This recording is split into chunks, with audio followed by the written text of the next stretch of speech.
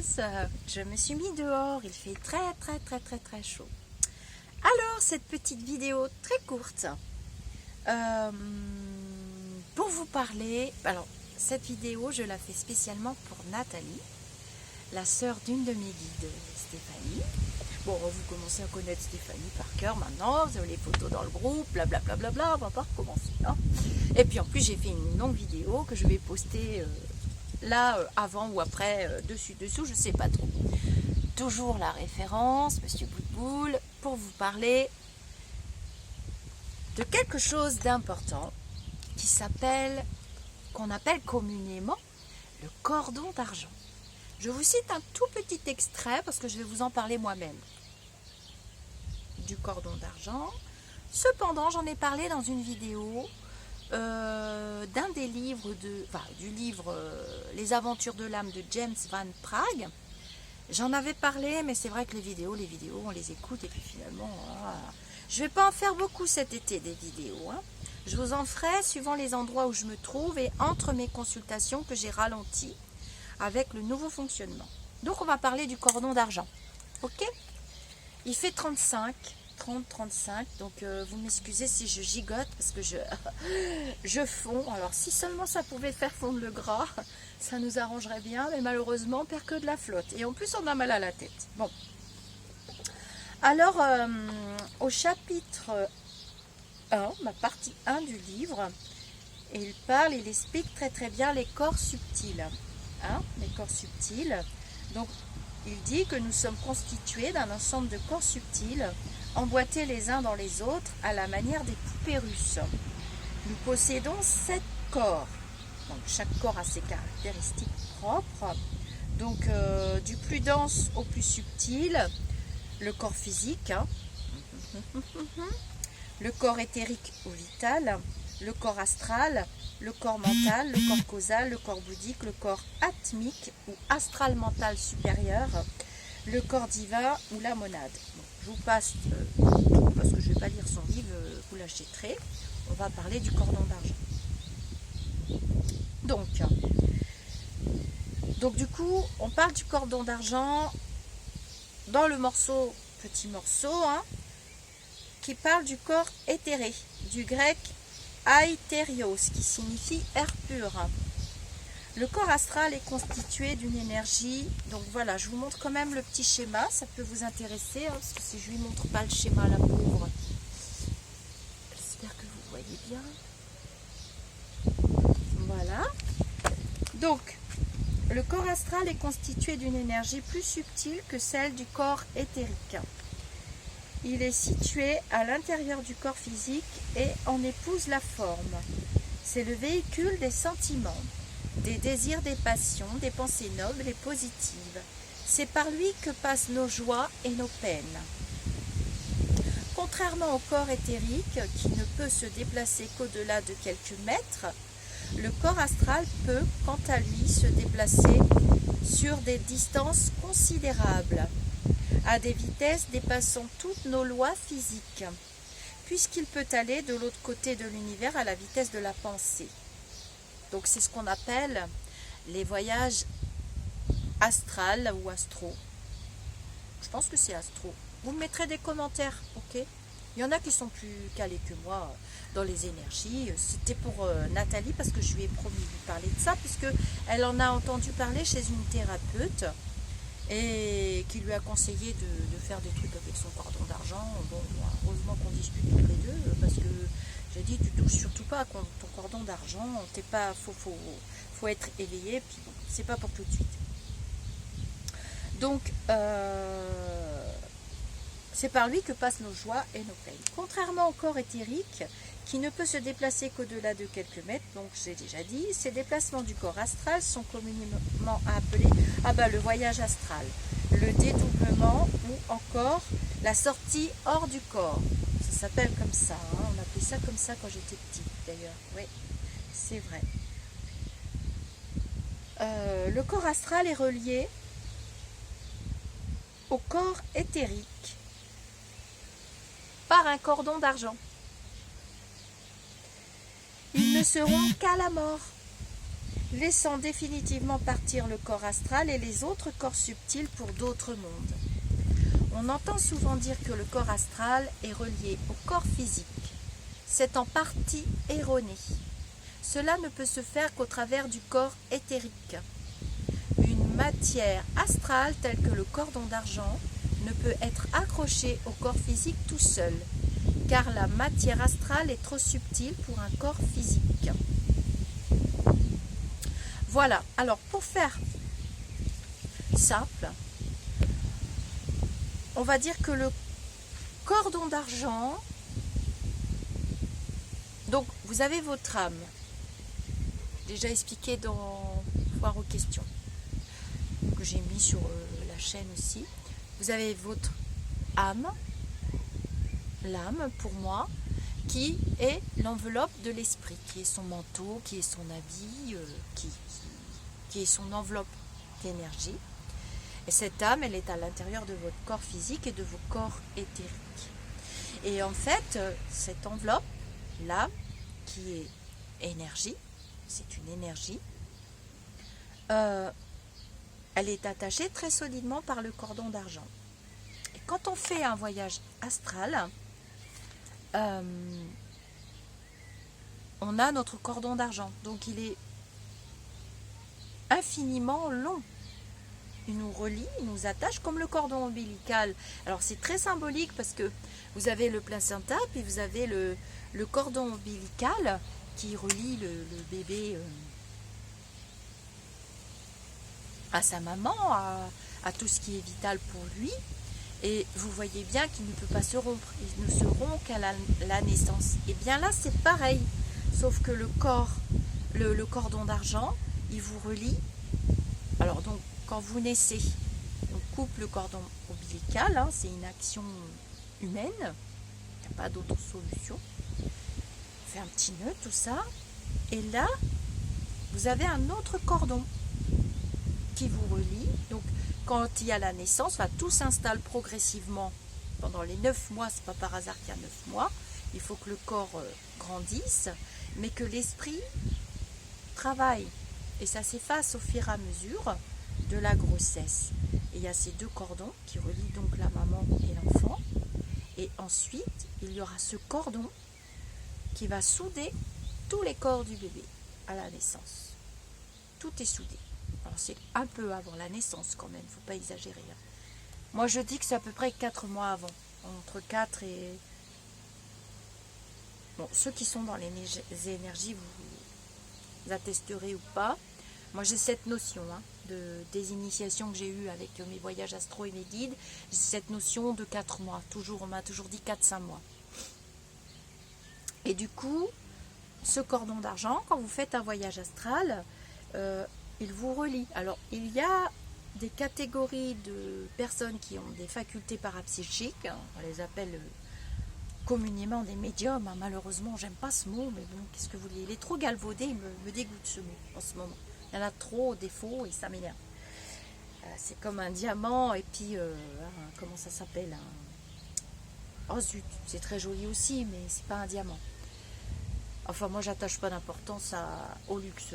C'est pas ça que je voulais vous dire. Et quand on fait un voyage astral, donc moi, ça m'arrive souvent la nuit. Souvent, oui, régulièrement la nuit.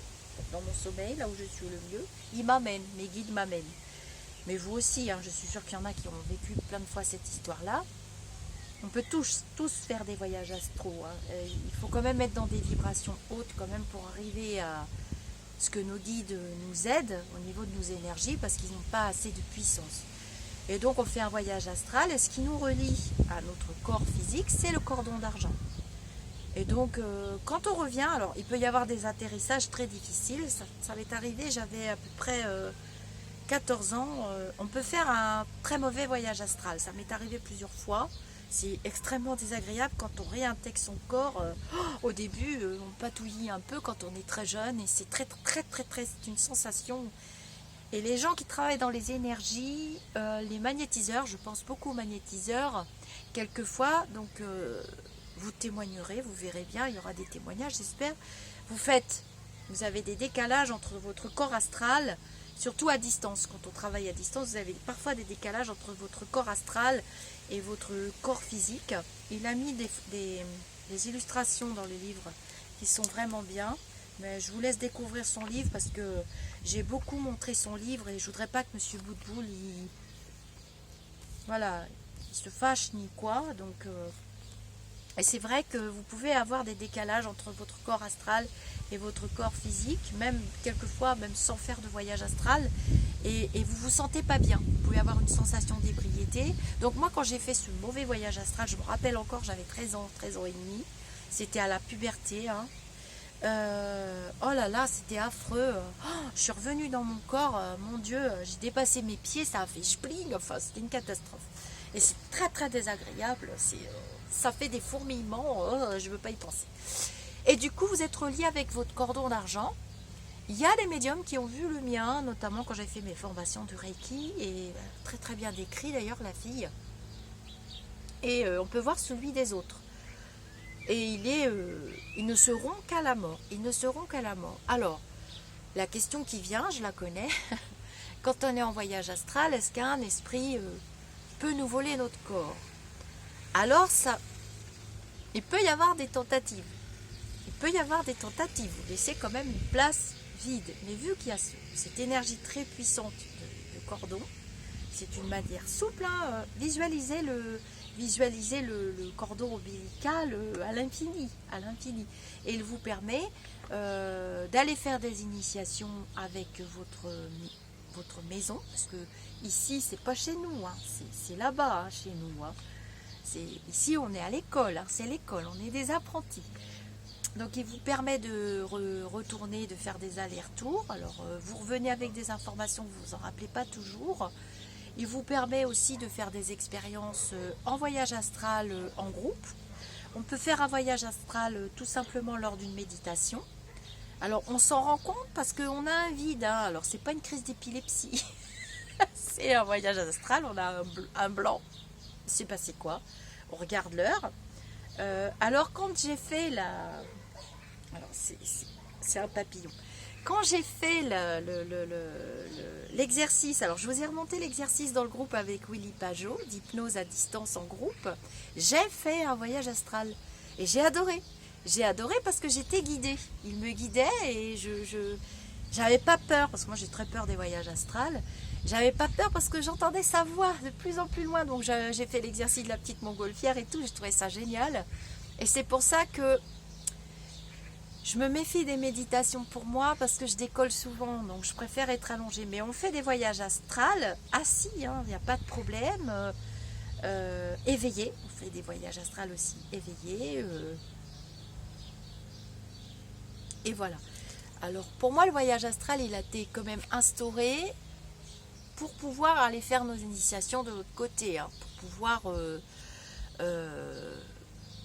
travailler des choses et revenir avec de bonnes informations, ou bien parce qu'ils ont des trucs qu'ils ont envie de nous mettre là.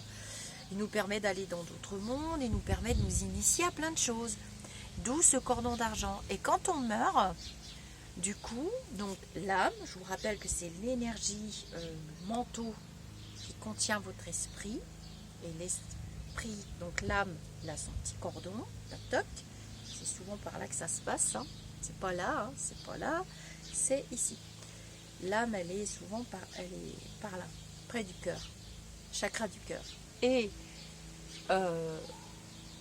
donc on assiste à nos obsèques. Donc j'ai déjà expliqué que le défunt doit assister à ses obsèques. Ses guides sont là, il rencontre ses guides, il rencontre sa famille d'âme, il rencontre des défunts, ou même des défunts d'à côté qui sont enterrés à côté du cimetière ou que sais-je encore. Mais il aura ses guides. Et l'énergie contenue dans l'âme, dans votre âme, elle est normalement, c'est pour ça qu'on ne doit pas traîner trop pour des obsèques, parce que l'énergie s'épuise quand même, hein, dans le frigo. Bon, c'est un peu crash, mais c'est un peu la réalité. D'où la culture musulmane qui enterre les défunts tout de suite, parce qu'ils savent très bien eux aussi, puis il y a la notion de chaleur. C'est une autre notion, mais il y a plusieurs notions qui se regroupent, qui fait que, voilà, c'est important. Et dans le temps, on veillait le défunt, on ne le laissait pas tout seul, on savait qu'il était là.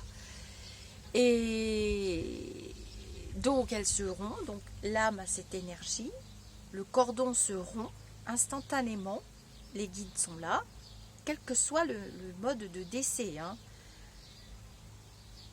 Et l'énergie qui est contenue dans le reste du cordon d'argent et dans le reste de l'âme, plus les puissances des guides et des défunts qui sont aux obsèques, parce que les gens vont pleurer, tralalalala, c'est des vibrations basses, donc le défunt va être un peu avec ses semelles de plomb cloué de sol, oh là là, surtout les morts violentes, les morts d'enfants, tout ça, c'est très clouant, hein, moi j'appelle ça clouant, plombant, donc il a ses semelles de plomb, le peu d'énergie qui restait, qu'est-ce qui m'arrive, qu'est-ce qui se passe, où je suis, donc ils sont là pour vous aider, hein, un peu comme des ovnis.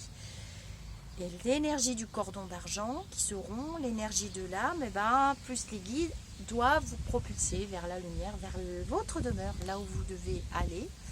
Alors, il y a toutes sortes de situations, ça se fait des fois très très bien, tout se passe très bien.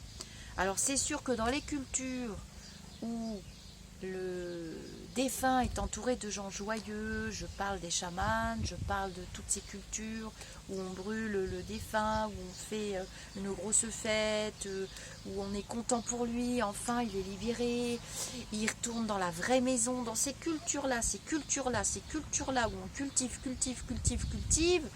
bah c'est sûr que pour moi, à mon sens, de tout ce que j'ai été initiée, c'est plus rapide et c'est plus facile pour le défunt. Mais c'est sûr que dans nos cultures, où on est tout en noir, on pleure beaucoup, alors on pleure beaucoup sur soi, il va nous manquer tout ça, on ne pense pas du tout au défunt en se disant oh, bah, tant mieux pour lui, il a fini. Alors c'est sûr que quand c'est une personne très très âgée, on est plutôt content parce que, sauf quand ils sont très alertes, on est plutôt content parce qu'on se dit bah, il a quand même été jusqu'au bout.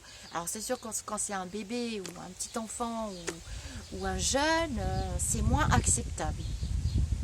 Et du coup, bah, souvent les jeunes... c'est un peu plus facile parce qu'ils ont quand même encore beaucoup d'énergie. L'énergie, le fil de vie, donc le cordon d'argent, les corps éthériques, le corps éthéré, le corps physique, s'épuise. Et c'est pour ça que moi j'ai beaucoup de contacts défunts avec des jeunes, mais des enfants énormément aussi.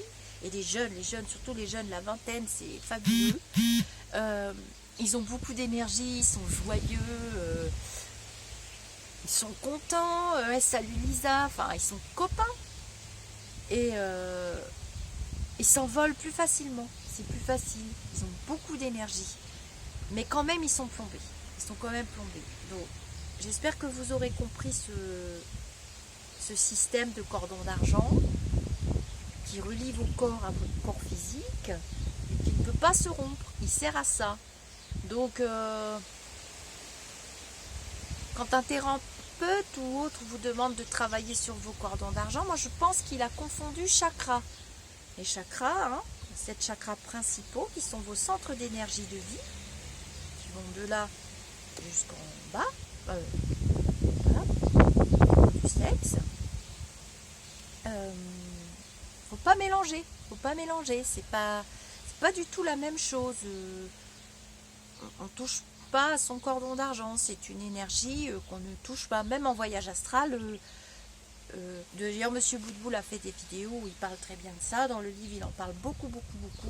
Dans ses autres livres aussi, dans ses conférences, d'une manière générale. On n'a pas à travailler sur notre cordon d'argent, ça sert à rien. On en prend conscience. Il existe, il nous rattache à la matière, comme le cordon ombilical nous attachait à notre maman. Voilà. Je pense que j'ai tout dit. Tout le monde n'est pas apte à se rappeler de ses voyages astrals. Ça se travaille beaucoup en méditation. Ça se travaille beaucoup en élévation vibratoire. Alors, c'est pas parce que vous avez des taux vibratoires très élevés, parce que Marie, merci Marie, ma petite étoile, continue de vous faire les calculs dans le groupe. J'avais pris le relais, puis finalement, je m'en sors pas. J'aime bien, pourtant, ça me plaît bien, ça, mais... Et du coup, je viens de temps en temps. Elle se débrouille vraiment de mieux en mieux, Marie.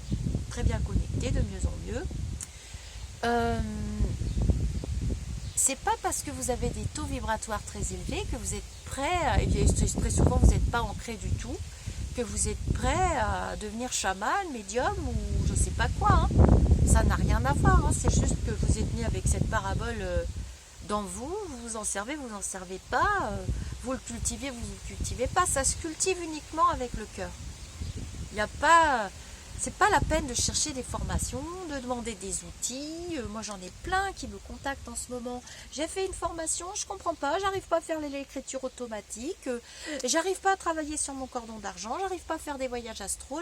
Pourtant, la médium, elle m'a dit dans ma formation à 1600 euros, 2000 euros, 3000 euros, que j'avais les outils, qu'elle avait tout fait pour. Non, vous pourrez pas. Vous pourrez pas parce que ça s'achète pas. Ça se travaille avec le chakra du cœur, avec le chakra coronal, avec le chakra de la gorge, avec le troisième œil aussi, parce que la peur, elle est quand même bien là. Il y a un âge pour tout. Ça fait partie de l'évolution de votre esprit. Et si vous n'êtes pas prêt, et si vous avez des peurs et des vibrations basses, et si vous êtes trop occupé par votre vie personnelle, et si vous êtes trop occupé parce que vous n'avez pas le temps, et si vous êtes trop occupé, si vous ne donnez pas la priorité à ça, ça ne marchera pas. C'est comme quelqu'un qui voudrait savoir danser la salsa aussi bien que la nana qui est dans la vidéo YouTube, mais qui ne va pas prendre des cours, qui ne va pas se donner du mal, qui ne va pas suer sang et eau pour apprendre les pas parfaitement, pour être bien positionné, pour avoir un port de tête, pour bien avoir la musique, pour pouvoir compter, parce qu'il y en a qui veulent danser, mais qui ne comptent pas. Donc au bout d'un moment, ils sont où, ils font quoi, ils sont complètement... c'est pareil. Je vous donne ces images-là, qui sont des images mentales que le cerveau humain peut comprendre, parce que normalement on devrait pouvoir communiquer d'esprit à esprit, ça c'est évident, mais on ne peut pas, pour l'instant on n'est pas encore, l'être humain n'est pas encore, à part quelques êtres humains éveillés, l'être humain n'est pas encore prêt, même avec ce fichu virus. Et puis comme l'a dit le professeur Raoult, il y a eu d'autres pandémies sur la planète, et les virus ont bien fini par partir un jour, ou s'endormir quelque part, ou faire moins de dégâts, en tout cas, voilà. Voilà pour ma petite vidéo donc sur le cordon d'argent, le corps astral, les corps physiques, les corps éthériques. Donc je ne vais pas détailler, hein. Moi j'ai des notions, mais je ne suis pas professionnelle des énergies, en tout cas pas de ces énergies-là, faites de cette manière. Je suis professionnelle dans un autre type d'énergie, et moi je suis c'est mon troisième œil que j'ai beaucoup travaillé, et que c'est ma mission de vie qu'on m'a demandé de travailler, et mon chakra gorge aussi, et mon cœur, et je travaille avec eux. Alors bien sûr qu'il y a une notion d'argent, puisque comme vous l'avez compris, beaucoup d'entre vous l'ont compris, qu'il faut quand même être débarrassé de cette notion financière pour pouvoir s'installer, se poser et dire attends, on va aller voir. Alors bien sûr, évidemment qu'on le fait régulièrement avec son cœur, on va répondre à plein de gens, mais si on commence à s'en vanter, on va dans notre ego, quoi. Si on commence à dire j'ai bien fait ceci, j'ai passé du temps avec un tel, j'ai mérité mon argent, non. Tu dois prendre avec parcimonie, comme tout sur cette planète, avec parcimonie. Tu prends ce dont tu as besoin. Pourquoi t'acheter 3 kilos de cerises alors que tu peux en manger que 200 grammes? Ça sert à rien. Et l'argent qu'on va gagner en trop, on peut très bien l'utiliser. Alors moi je le dépense... Je le dépense à acheter des tas de graines, à suer 100 euros au mois de février et tout le reste de l'année, à planter plein, pour que au moins une partie des animaux, on leur laisse pas beaucoup de place, ils aient à manger. Et puis je fais autre chose, voilà, je fais plein de choses et je m'en vante pas, parce que la mort d'une bonne action, c'est de s'en vanter. J'espère que cette vidéo vous aura aidé à comprendre. Vous likez. Surtout, c'est important pour que je me situe dans d'autres sujets. Vous n'hésitez pas à me réclamer des sujets. Si je sais les faire, je les ferai volontiers, avec grand plaisir, même si ça prend beaucoup de temps. Je pense que ma grand-mère m'a toujours dit que le temps qu'on peut accorder à quelqu'un, c'est ce qu'on a de plus précieux, surtout quand on le donne avec son cœur.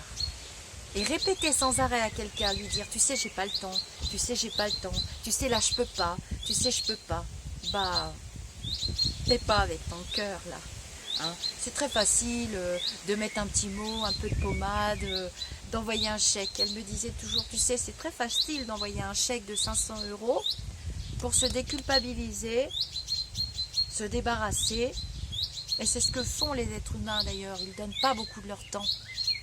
Et le temps pourtant qu'on donne de soi, c'est vraiment ce qu'on nous demande de travailler d'ailleurs ici, dans l'accompagnement. C'est de donner du temps. Alors non, on ne peut pas t'arrêter à la minute, on ne va pas compter son temps. Puis tant que la personne ne va pas bien, elle a le droit de revenir parler. On est des êtres humains, on doit s'entraider. C'est ma notion et je ne vais pas changer. Donc si tu n'as pas de temps à donner, c'est pas la peine de me le dire toutes les 5 minutes parce que tu ne vas pas m'intéresser au bout d'un moment. Et même tu vas même me mettre en rogne. Donc voilà, je vous fais des gros bisous.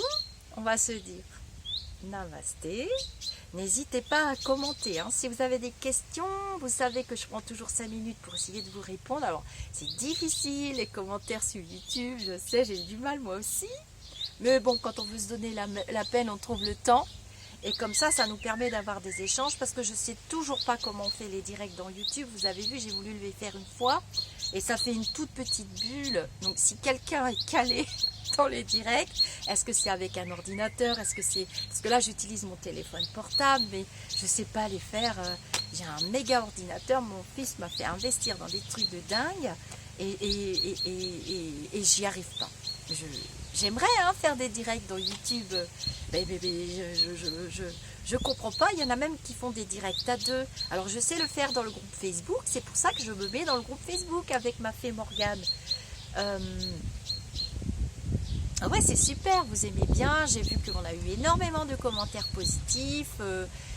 C'est une jeune femme qui progresse, qui est très très très très positive. Vous verrez, sa meilleure amie lui dit toujours, tu verras toujours de l'or. Des bordures d'or là où il n'y a que du noir. Ben oui, c'est ça. Voilà, je vous laisse. Je vous dis à très très vite pour une autre vidéo. Alors, commentaire, moi j'aime bien. Les likes, ça permet de voir ça plaît pas. Alors Paul est comme ça, hein. Et comme ça, c'est mieux. Et voilà. Namasté mes amis d'ici ou d'ailleurs. Ah, je dis bonjour aux Canadiens. Je dis bonjour à Catherine de Marrakech. Elle va encore faire un bond de 15 mètres dans sa cuisine. Je dis bonjour à mes amis belges. Alors, Morgane est belge. Hein. Sarah, la femme au bracelet qui est dans le groupe Au-delà du spirituel, est belge aussi. Donc, je dis bonjour aux Belges. Je dis bonjour aux Suisses. J'ai eu beaucoup de consultations en Suisse dernièrement. Je dis bonjour à l'Italie. J'ai eu deux charmantes italiennes qui m'ont envoyé des messages privés. Je comprends un petit peu l'italien, donc on s'est bredouillé des trucs, c'était sympa. Et puis les Celtes, mais ça les Celtes, Kenavo, on est le soir. Allez, je vous laisse, à très très vite.